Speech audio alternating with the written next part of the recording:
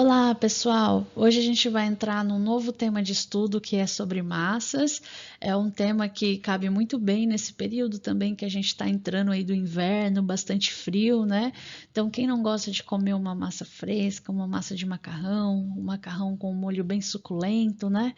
Então, hoje aqui eu estarei passando algumas dicas para vocês e também atualizando vocês desse tema sobre massas, principalmente para a produção de macarrão, de massa para lasanha, para massa de ravioli, dá para fazer um capelete, enfim, dá para brincar bastante com esse tema, eu tenho certeza que vocês vão gostar, porque é um tema que geralmente quando a gente inclusive faz em aula prática, todo mundo curte muito, porque trabalha bastante com as habilidades artesanais, né?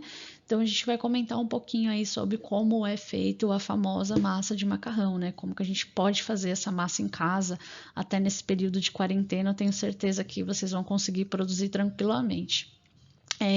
Só fazer um adendo aqui, que nesse tema de massas a gente vai estudar principalmente a massa básica que a gente consegue fazer macarrão e outras preparações a partir dela, né? As massas de outros tipos de desenvolvimento técnico e também que se utiliza de fermentação, que é o caso do pão, bolos, massas para tortas. Esse assunto, na verdade, vocês vão ter lá no segundo módulo, na disciplina de panificação e confeitaria. Então, aqui a gente vai falar basicamente sobre a produção de massa para macarrão, tá bom? Então, a gente vai comentar um pouquinho sobre a composição, sobre como essas massas são classificadas. Então, a gente vai falar um pouquinho da diferença de massas secas para as massas artesanais. E vocês vão conhecer também algumas técnicas de cocção para essas massas, para que tão logo vocês já possam estar produzindo em casa, para a família, naquele almoço de domingo, né? Aquela macarronada bem saborosa, bem suculenta, feita a partir de uma massa artesanal, ou uma lasanha, ou um cannelloni, enfim. Então, a gente começa a ver esse assunto hoje. Bom, então vamos conhecer aqui a estrutura de formação de uma massa, né? Vamos pensar assim, a espinha dorsal da construção de uma massa para macarrão, uma pasta, ou seja, vocês vão me ouvir muito falando o termo pasta. Eu gosto muito desse termo de origem italiana e eu acho que os italianos são grandes mestres da produção de massas, macarrão e massas, enfim, tá?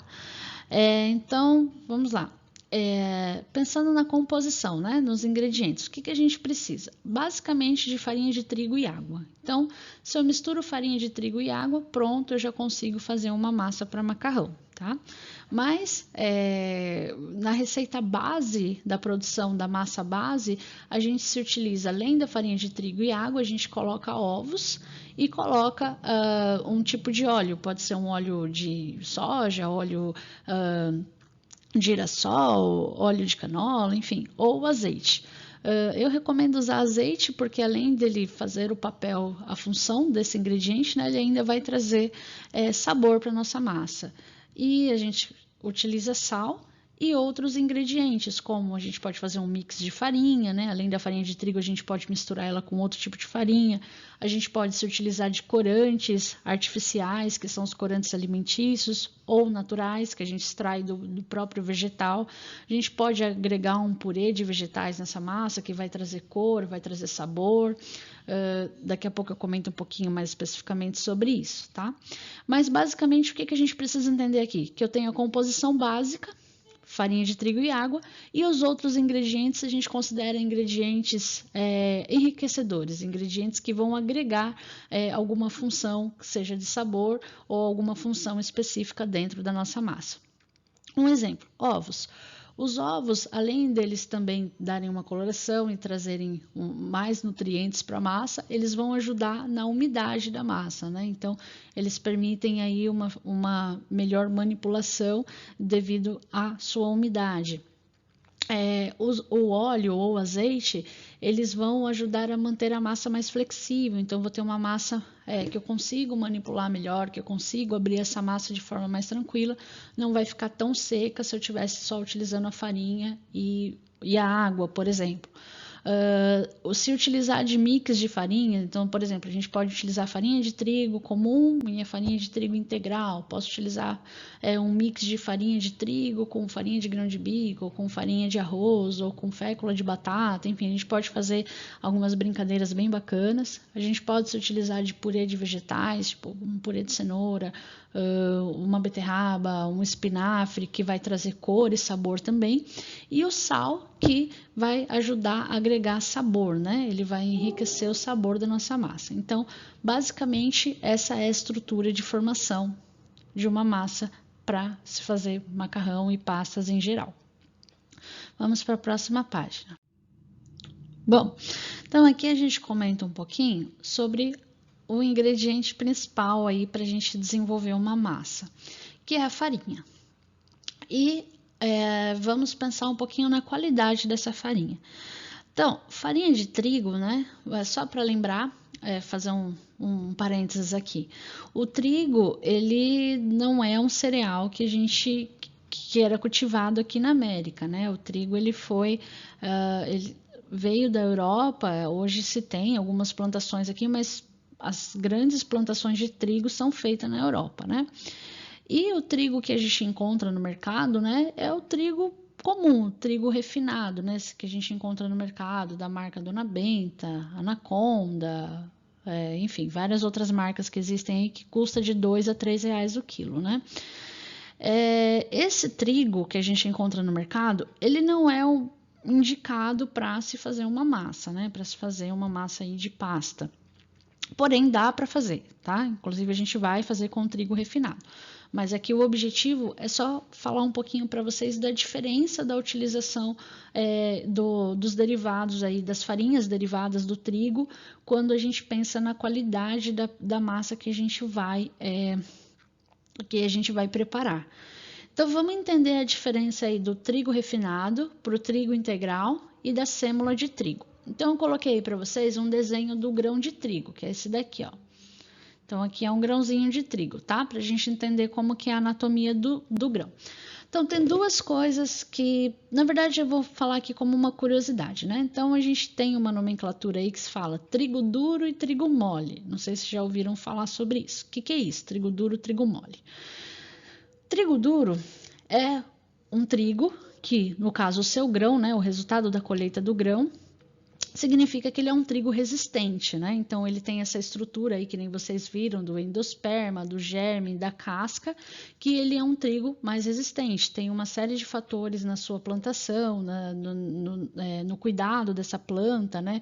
Na sua adubação, etc., que vai resultar na colheita de uma semente de um trigo mais resistente. E aí, o que acontece? Quando esse trigo é moído, ele não se quebra estruturalmente, ou seja, essas partezinhas que tá aí nesse desenho para vocês da semente, do endosperma e do germe, ele não vai se moer, se quebrar, e aí na hora que faz o processo de moagem, e aí eu consigo ter uma farinha de melhor qualidade, né? Porque até pensando que a minha farinha ela tem cadeias de proteína, né? E essas cadeias não vão se quebrar, porque ele é um grão mais resistente. O trigo mole, ele é um grão menos resistente, então ele foi também cultivado de outra forma, tal, etc., que vai resultar num grão menos resistente.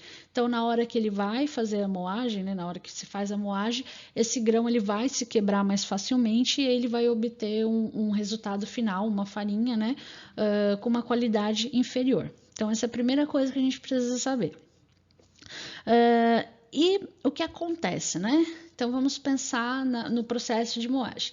O trigo integral, da onde vem o trigo integral? O trigo integral, ele é o resultado da moagem do grão inteiro. Então, como tá aí para vocês, ó, tá vendo aqui, ó, tem o germe do trigo, aqui a gente tem o endosperma e aqui a gente tem a casca do trigo, certo?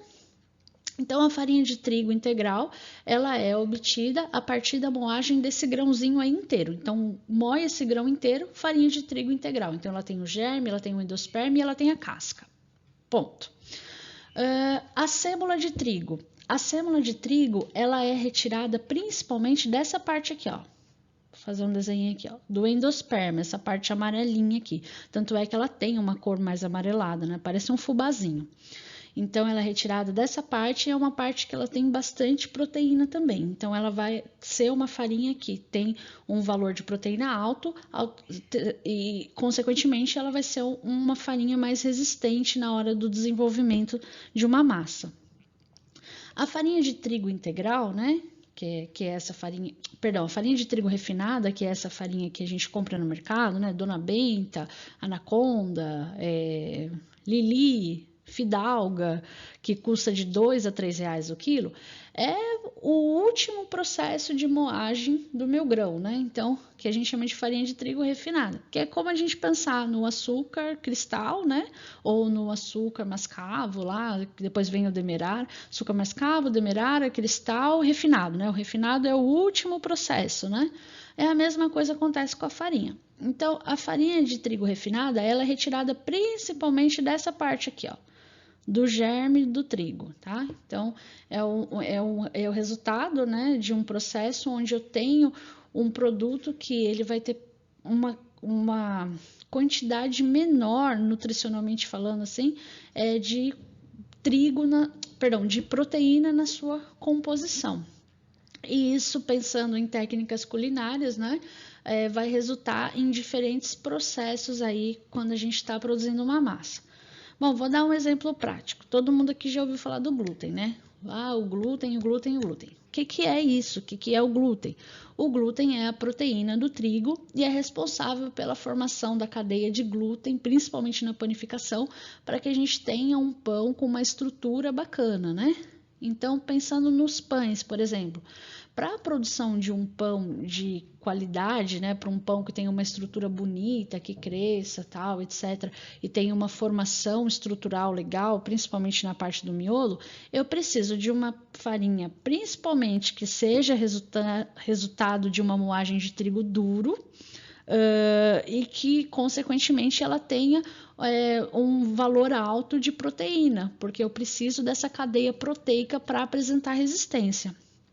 No caso das massas, a gente precisa de uma farinha, vamos dizer assim, de intermediária. Não é nem uma farinha que tenha um alto valor, uma alta porcentagem de proteína, mas também não pode ser uma farinha dessa refinada, né? Uma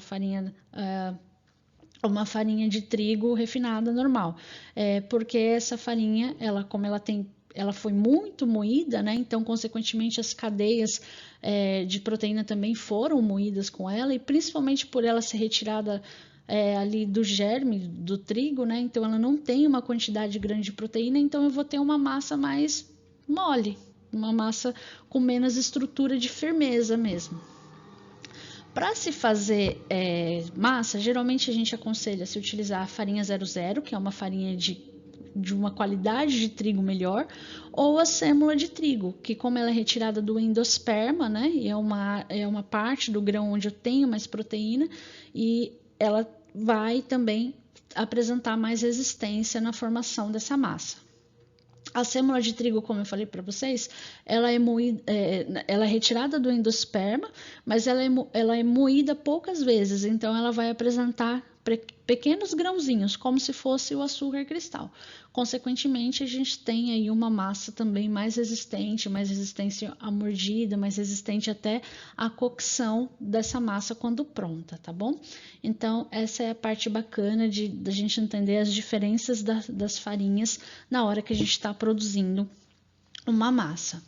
Vamos para a próxima página. Bom, aqui a gente fala um pouquinho sobre a classificação das massas, né? Então, pensando aí em macarrão, como que eles são classificados? Basicamente, pelo teor de umidade, pelo formato e pela sua composição. Então, a gente tem as massas secas, que é essas massas que a gente encontra no mercado, né? Nos pacotinhos já da Adria, Galo, Dona Benta, já na seca. Tem as massas frescas, que a gente pode produzir nas nossas casas, e é esse o objetivo do nosso estudo hoje. Ou podemos também encontrar no mercado para vender, né? Então, elas ficam refrigeradas. E as massas instantâneas ou pré-cozidas, né? Que um bom exemplo aí é o famoso miojo. Pensando no formato, a classificação é por massas longas ou massas curtas, e já comento com vocês, e pela sua composição, né? Se são massas mistas, no caso da composição de ingredientes, ou recheadas, que é o caso dos canelones, lasanha e rondelli, tá bom? Mas hoje a gente vai falar principalmente da classificação a partir do formato, pensando no objeto do nosso estudo, que é técnica de cozinha e restaurante. Então, vamos lá para a próxima página. Então, aí tem para vocês a classificação das massas longas, né? E como que acontece essa classificação? Basicamente pelo comprimento. Então, assim, se a massa tem mais de 10 centímetros de comprimento, ela é considerada uma massa longa, que é o caso da massa de espaguete, do macarrão ninho, do talharim, da massa de lasanha, que nem tá aí para vocês. Pensando em técnicas de cozinha e restaurante, o que essas massas nos indicam? Principalmente a utilização do acompanhamento, né, do molho. Então, para massas longas, a gente se utiliza principalmente de molhos mais densos.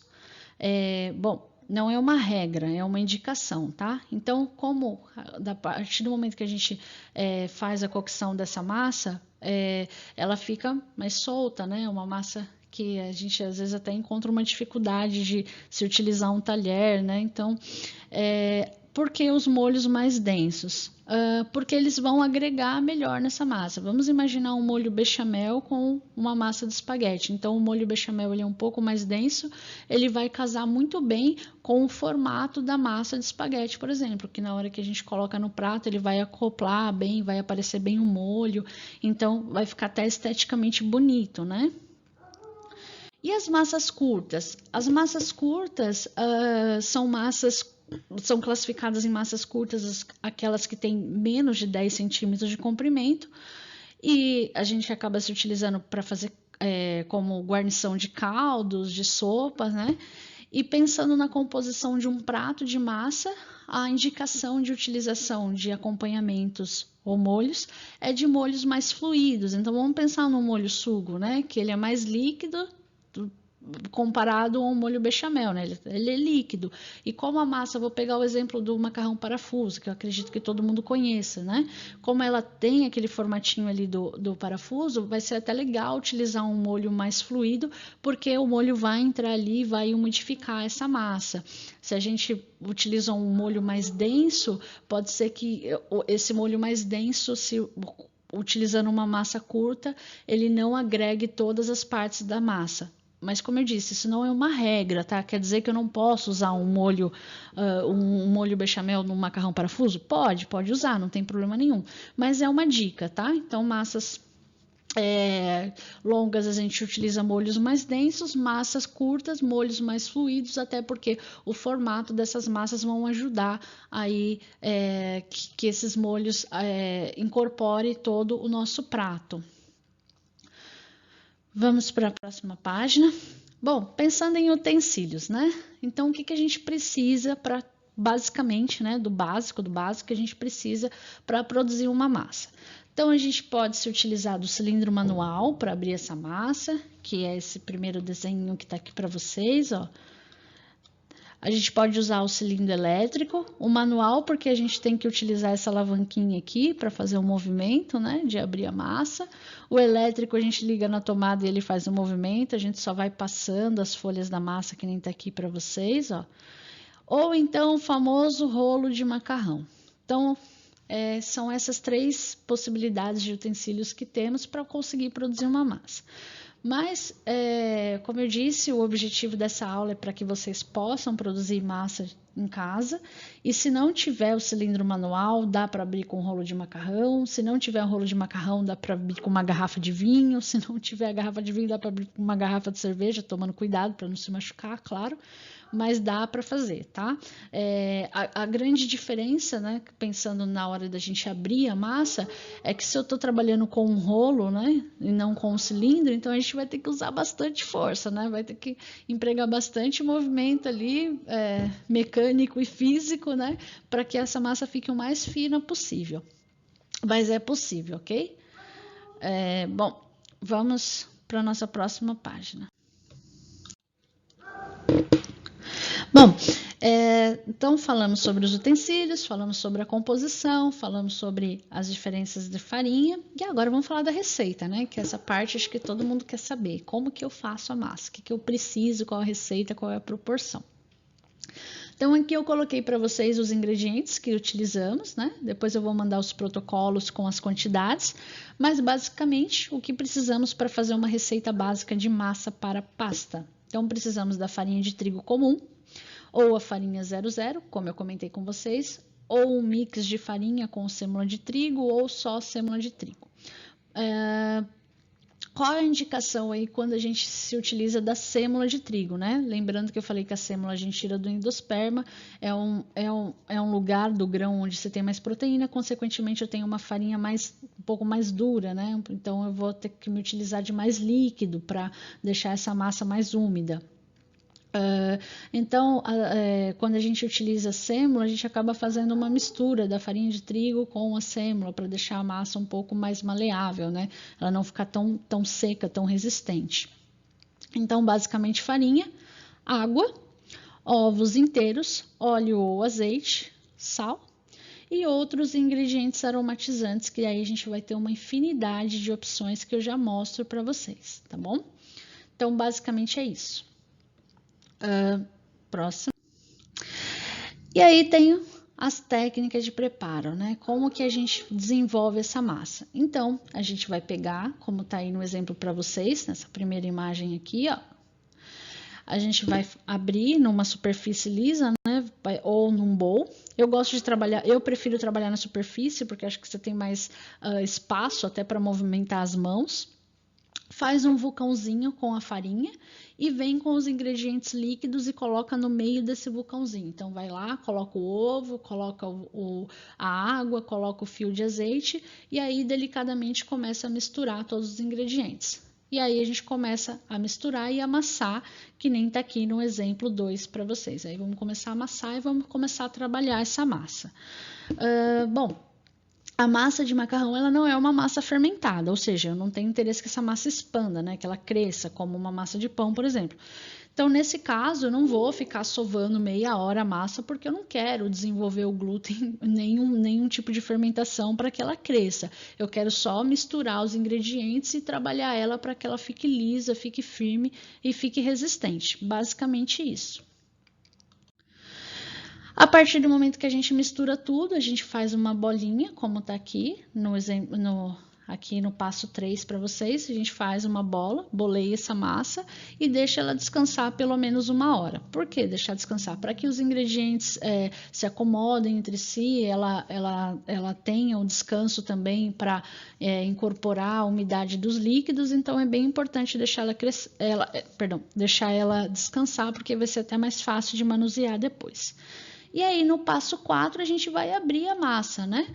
Então, quem tem cilindro pode utilizar o cilindro para abrir, ou no rolo de macarrão a gente coloca a massa numa superfície também, farinha um pouquinho e vem com o rolo e vai trabalhando ela, vai abrindo e criando lâminas o mais finas possíveis.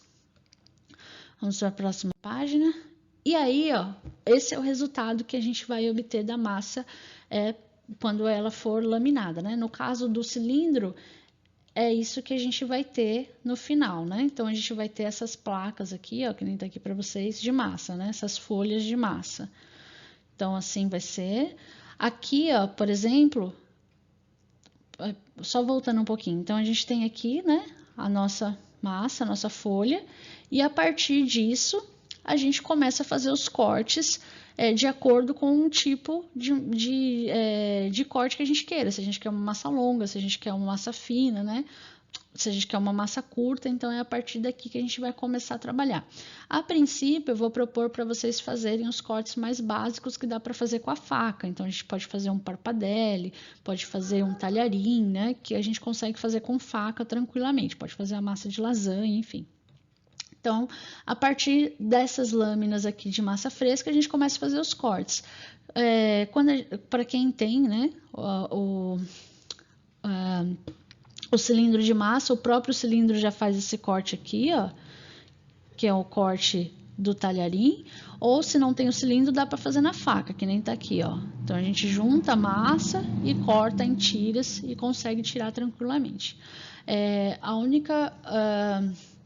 O único adendo que eu sempre vou fazer é, quanto mais fina, melhor. Então, na hora que eu tô abrindo no rolo, não tem problema. O importante é que essa massa esteja o mais fina possível, ok?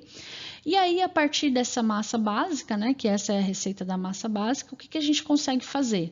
Então, como eu falei, a gente pode cortar ou não cortar, né? O importante é que a gente vai ter as lâminas e aí a gente pode dar asas à imaginação. Então, vamos ver alguns exemplos. Como eu coloquei para vocês, o que a gente pode fazer a partir da massa básica? Muitas coisas. Então, a gente pode fazer um rondelli, a gente pode fazer canelone, a gente pode fazer massa para lasanha. Podemos fazer massas coloridas, podemos fazer massas com vegetais, que nem esse exemplo aqui para vocês, ó. Eu tenho até um outro exemplo que eu já vou mostrar. Nesse caso aqui, a gente coloca folhas de ervas na massa na hora de abrir ela, na hora de ou abrir com o rolo ou de cilindrar ela. E a massa vai ficar com o formato aqui da erva que a gente utilizar. No caso desse ravioli aqui, ó, que tá com as cores da bandeira da Itália, é uma junção de massas, né? Da massa básica com massa colorida, e aí a gente consegue abrir no cilindro dessa forma e ela vai ficar uma lâmina com várias cores.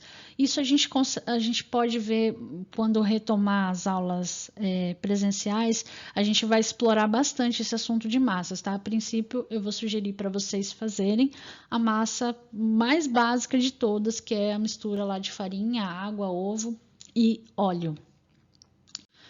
Ó, olha que bonita essa, ó, massa com flores. Então aqui a gente tem a lâmina aberta, né? Então tá uma lâmina bem grande aqui de massa aberta.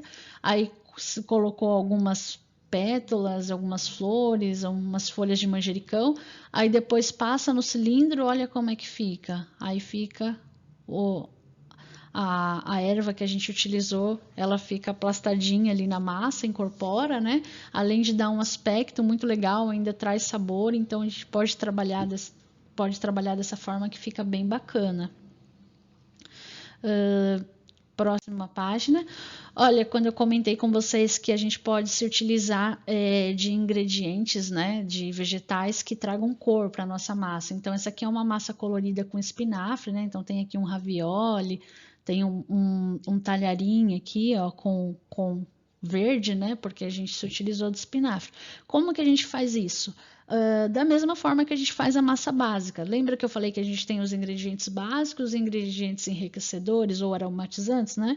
Então, no caso, quero fazer uma massa com espinafre. Então, eu vou usar farinha, vou usar água, vou usar o óleo, vou usar o sal, vou usar ovos e vou acrescentar espinafre. O único adendo que a gente tem aqui para prestar atenção é, se eu estou utilizando um vegetal, esse vegetal tem líquido, né? Ele tem água. Então, eu vou ter que ou aumentar um pouco a proporção da minha farinha e ir ajustando de acordo com o tipo de vegetal que eu estou utilizando. Então, se eu estou utilizando um vegetal que ele tem mais água, consequentemente, eu vou ter que utilizar mais farinha. De repente, posso até tirar, nem preciso utilizar a água da receita. Então, são algumas adequações que vamos fazendo. Mas fiquem tranquilos, porque vocês não vão ter que criar a receita, eu vou mandar ela certinha para vocês, tá bom? Próximo.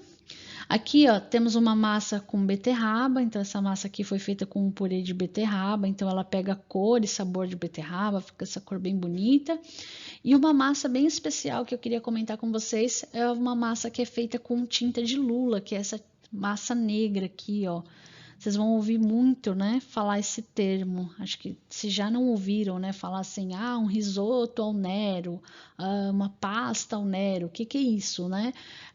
A lula, né, ela é um animal que ela tem uma bolsinha que ela carrega essa tinta preta, né, que é comestível, extremamente caro, né, é uma iguaria.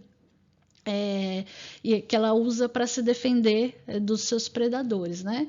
E aí, na Europa, principalmente, foi muito explorada a utilização dessa tinta na utilização para preparos culinários. Então, dá para fazer a massa também utilizar a tinta de lula e ela fica com essa cor negra bem bonita e traz um sabor bem especial também para a massa, tá? A título de curiosidade. Então, a gente pode explorar aí várias possibilidades. Bom, e aqui a gente comenta um pouquinho, né, sobre técnicas, sobre dicas, na verdade, para se fazer a cocção, né, o cozimento dessas massas. Então a gente já sabe como produz, quais são as possibilidades, e agora vamos falar da cocção. Então, assim, o primeiro indicativo, né, do tempo de cocção que uma massa vai levar é os seus ingredientes, né? Então, se eu tenho uma massa que é feita com trigo integral ou um trigo duro, tempo de cocção maior, porque é uma massa que ela vai ser mais resistente. Se eu tenho uma massa que é feita com trigo mole, né, ou principalmente com esse trigo com a farinha branca convencional, tempo de cocção menor. Se é uma massa onde dentro dessa composição ela tem ingredientes que traz mais umidade, tempo de cocção menor. Se é uma massa onde os seus ingredientes são na sua maioria são mais secos, tempo de cocção maior. Então, essas são as primeiras perguntas que a gente tem que fazer.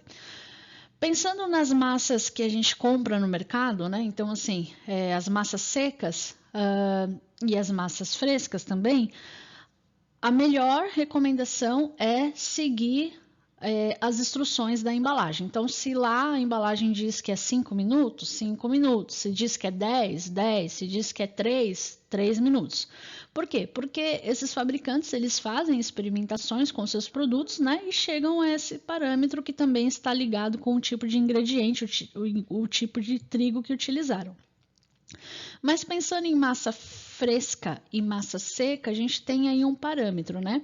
A massa seca foi retirada a umidade dela, para que ela secou, né? Retirou essa umidade, para que ela tenha um maior tempo de conservação, né? Então, a gente vai, no momento que a gente vai fazer a cocção, a gente vai submeter a um calor úmido, eu vou ter que acrescer essa umidade novamente. Então, consequentemente, eu tenho um tempinho de cocção maior. Já a massa fresca, principalmente uma massa que seja bastante úmida, né? Que tenham bastante líquidos incorporados à sua composição, então o tempo de cocção menor, né? Então, essas são as perguntas que a gente tem que fazer. E, como eu disse, sempre observem a indicação da embalagem. Outra dica, se a embalagem está lá entre cozinhe de 7 a 8 minutos, coloca uma média entre essa oscilação do tempo que as embalagens fornecem de recomendação, tá? Outra observação é o ponto, né? Qual é o ponto de cocção da massa? Qual é o ponto perfeito, vamos dizer assim? O famoso ponto al dente. Deixe a massa al dente. O que isso quer dizer? Quer dizer que a minha massa ela tem que apresentar uma resistência na mordida, ou seja, pego lá, estou cozinhando a minha massa, aí eu vou provar, né, para ver se tá bom. Então ela tem que estar macia, né? Eu tenho que conseguir morder essa massa, mas ao mesmo tempo na hora que eu mordo, ela tem que apresentar ali uma resistência à mordida. Se quiserem fazer um teste, em algum momento esteja cozinhando a massa de macarrão, né? Vou colocar lá um espaguete. Pega quando já estiver quase próximo do tempo de retirada, de acordo com a recomendação da marca que vocês estiverem utilizando, pega um macarrão e parte ele. Vocês vão ver que por fora ele já vai estar com a cor, já vai ter se alterado por conta da cocção, e lá no centro vai ter uma pontinhazinha branca, assim, que não vai ser branca, vai ser quase um gelzinho transparente. Esse também é uma outra indicação de que a massa está aí no ponto ideal, tá? Lembrando que a massa não é legal que ela cozinhe muito, principalmente dependendo do tipo de molho que a gente vai utilizar, né? Porque também depois o calor da guarnição ou do molho que a gente vai incrementar também vai fazer com que ela cozinhe um pouco, né? Então, se eu deixo a massa passar do ponto no momento da cocção, depois venho com o molho quente, na hora de servir a gente vai servir uma massa desmanchando. Se bem que pensando aqui na nossa cultura, né, brasileiros gostam de massa mais macia, né, daquela massa mais molinha. Já os italianos não, eles gostam de uma massa bem resistente, com bastante resistência à mordida, e ainda existem diferenças, né, do gosto, do ponto de cocção da massa nos diferentes lugares da Itália. Então, quem mora na Toscana gosta de um ponto de cocção, quem mora Eu falei da Toscana, né? Lombardia gosta de um outro ponto de cocção, quem mora em Roma gosta de outro ponto de cocção. Existe essa variedade aí entre os italianos. Outro ponto importante de ressaltar é a água, né? A água que a gente vai utilizar para cocção. A água a gente sempre coloca sal, né? Tecnicamente é correto colocar sal. E essa água ela tem que estar ao ponto de mar. O que é isso, né? É quando a gente coloca o sal na água e prova e essa água tem um gostinho característico de água de mar. Então esse é o ponto legal, ideal para estar a água da cocção no macarrão. E aqui a gente tem algumas indicações, tipo, não tem a recomendação do fabricante, né? Então, quais são aí umas indicações médias, né? Um valor médio de tempo de cocção dos diferentes tipos de massa. Então, massa fresca recheada de 3 a 7 minutos, ninho de massas secas de 8 a 15 minutos, massas secas variadas de 10 a 12 minutos. Mas pensando, essas recomendações são para massas artesanais que se utilizaram de uma boa farinha, tá? Se eu vou pensar num macarrão ninho desses convencionais de mercado, com certeza o tempo de cocção vai ser menor, até por conta do ingrediente base, farinha, tá bom? Outra dica importante, que talvez sempre surja aí algumas dúvidas, né? Quanto de água se utilizar? Então, a recomendação é 1 litro de água para cada 100 gramas de massa. Voltando, 1 litro de água para cada 100 gramas de massa, essa é a recomendação. E massa, geralmente a gente cozinha em panelas mais fundas, né? Até para que o macarrão se acople todo ali e ele seja todo envolvido pela água que a gente está utilizando na cocção. Outra dica importante aqui que eu queria comentar com vocês é sobre uma ideia de utilizar óleo na água que a gente vai cozinhar o macarrão. Precisa? Não precisa. Na verdade, a gente utiliza óleo depois que a massa já foi cozida, né? Depois que ela passou pelo processo de cocção. Basicamente pensando em questão química, né?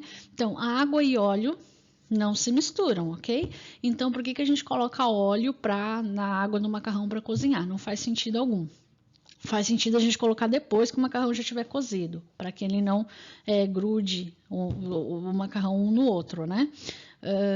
Então, porque se eu coloco o óleo na água da cocção, na hora que eu vou escorrer, não vai adiantar nada, vai a água e o óleo pro ralo da pia, a gente não vai ter a função que a gente deseja do óleo. Então, o que eu quero dizer com isso?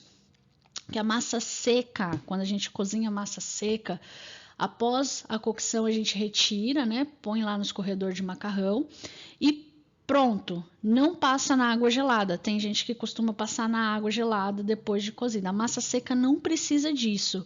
Cozinhou ela, depois não coloca na água gelada, até porque, como ela é seca, ela vai continuar absorvendo água, vai passar do ponto de cocção e ela vai ficar com um sabor estranho. Vai retirar até, se tiver utilizado sal na água, vai interferir aí no sabor. Massa seca, a gente escorre e aí sim a gente vem com um fio de óleo ou com um fio de azeite ou com uma colher de manteiga e envolve essa massa para que ela não grude. Pode deixar lá bonitinha, pode até colocar na geladeira e pegar no outro dia. Você colocou um fio de óleo, acabou, ela não gruda mais. A massa fresca sim, a gente vai precisar dar um choque térmico, até para que ela pare a sua cocção e não passe do ponto. Então, a massa fresca a gente cozinha normalmente na água com sal, né? No tempo indicado, depois a gente escorre e aí sim a gente dá um choque térmico na água fria para que ela pare a sua cocção e não passe do ponto desejado. Então, tem essa diferença aí dos métodos de cocção. É a única dica bem técnica que tem aí da parte de diferença de massa seca para massa fresca. Bom, então aqui a gente finaliza a nossa primeira parte do estudo sobre massas, né? Então, a gente vai produzir massas. Como eu disse para vocês, eu vou liberar os protocolos para vocês da produção de diferentes tipos de massa. Então, vocês vão ter a receita básica, vão ter a receita de massa com espinafre, de massa com cenoura e de massa com beterraba.